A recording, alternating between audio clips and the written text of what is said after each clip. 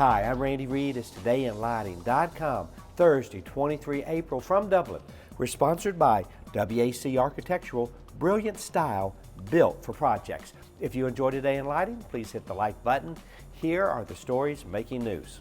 Yesterday, we published a C-Suite Series interview featuring Joe Callant of Amerlux.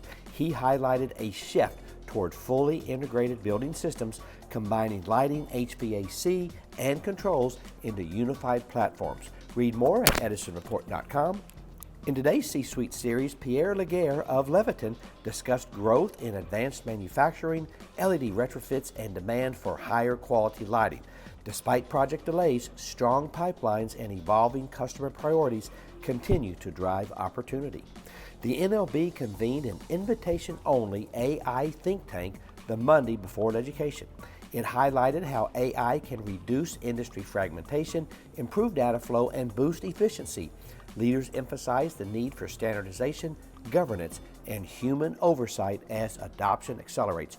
Read a brief summary at edisonreport.com.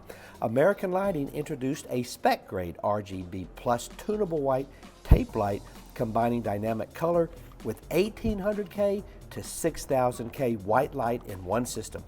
Designed for DMX environments, it delivers high performance and flexibility for architectural applications. Find out more at designinglighting.com. Another strong day on the market yesterday, and I have no idea why. Legrand gained almost €2. That's it. Go light up the world. Have a great day. Pray for peace.